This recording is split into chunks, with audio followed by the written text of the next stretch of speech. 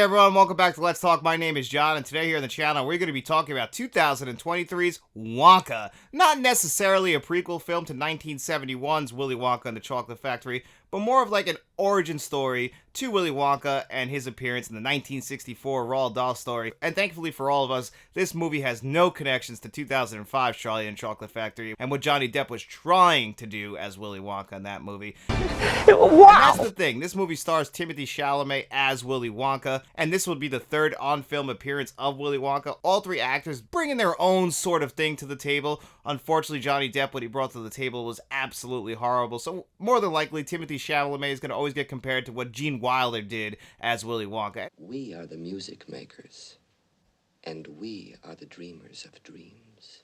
And this does kind of feel like a prequel to 1971's Willy Wonka and the Chocolate Factory, so many people are going to be looking for certain mannerisms, certain small things that Timothy Chalamet can bring to the table to make it feel like he is the younger version of Gene Wilder's Willy Wonka. And he really does capture that perfectly. The little things, the way he goes up and down the stairs, the way he's walking, the way he delivers his lines.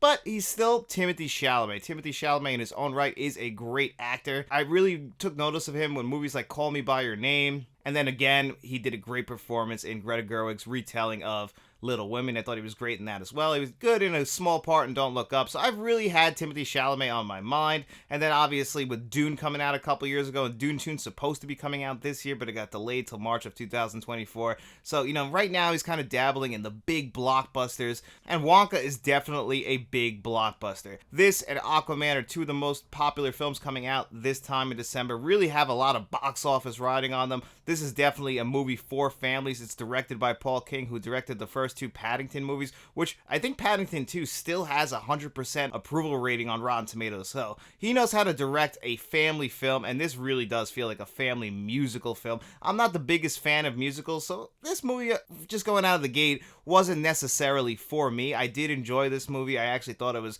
pretty damn impressive. I really went into it with low expectations, didn't expect too much from it, and it really was surprisingly very well done. You really get wrapped up in the story of Willy Wonka and what he was trying to do. It's very much an origin story of what made him want to become a chocolatier, what's his driving force, you know, and then we kind of tell this contained story of when he first gets to this unknown European city, which, again, if you remember Willy Wonka and the Chocolate Factory, we didn't know exactly where he was located. Everyone had different accents, kind of building on the mystery of Willy Wonka in general. And this city, again, we don't find out where it is. It's kind of how he becomes the guy we would all eventually know and love. And I really thought they did a good job telling the story. It's not a flawless film. I thought that all the supporting actors did a great job, and it is a long list of supporting actors in this movie, including Hugh Grant, many people saw in the trailer as an Oompa Loompa. And Hugh Grant has said pretty recently that he did not enjoy his time making this movie because of all the mocap stuff he had to go through. But he actually does a pretty damn good job as the Oompa Loompa, the only Oompa Loompa that we see in this movie, actually. That's one kind of flaw. I would have liked more of that. I thought that we were going to get more of the Oompa Loompa stuff. And Hugh Grant, when he does pop up, I think he's great.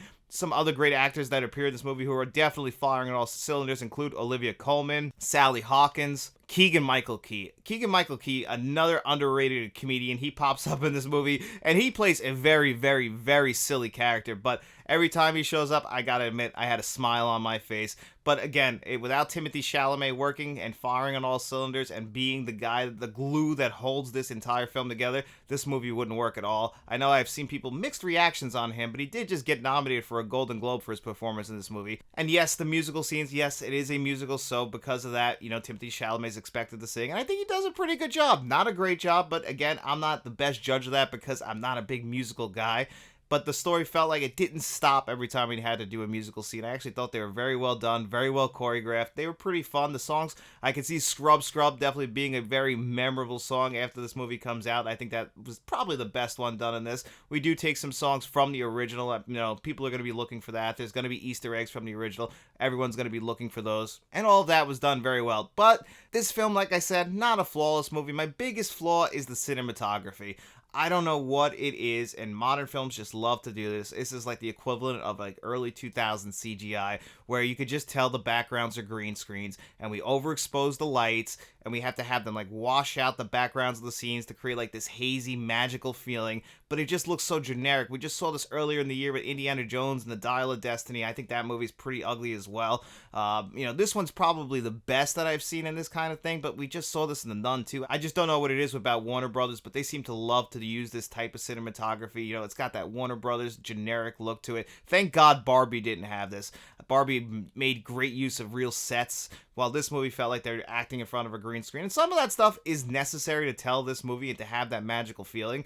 But, the first one was done with practical effects, and that's 52 years old, and you could argue that those effects still hold up very, very well. While this movie, I feel like in 10 years, we're going to look back at it and go, that was a 2023 movie. Like, it just has that look to it, that very blown out, ugly look to it. For a movie like this that's supposed to be so colorful, and yes, Timothy Chalamet's purple suit does stand out, but the rest of it, I just could not help but notice how ugly the backgrounds looked in this movie, and it just would take me out of it. But other than that, I thought it was a very well done movie. Not the greatest movie I've seen in 2023. I really feel like this is the kind of movie that parents can take their kids to, and I think they will absolutely love it. My wife loved this movie, so take everything I said with a grain of salt. Maybe the flaws that I had with the movie, everybody else won't have with the film. I thought the actors did a great job with what they were given. Paul King definitely knows how to tell a story like this, a very light-hearted, fun story, where the stakes seem high, but yet we kind of get out of them pretty fast, so nothing feels like it's very dreadful. Everything feels very light and fun. I think they captured that on screen pretty well. Again, not the best film of 2023, but a very enjoyable one. Definitely worth a trip to the movies, and if you can see the Dolby Theater, that is the best way to experience this, because you know what? Great sound system. If it was a better looking movie, it would look great on the big screen, but for me, that's the only real flaw of this movie. So how would I rate this film on a score of 1 to 10? I would give it a solid 7.5 out of 10. I could definitely recommend you check this one out, especially if you got kids.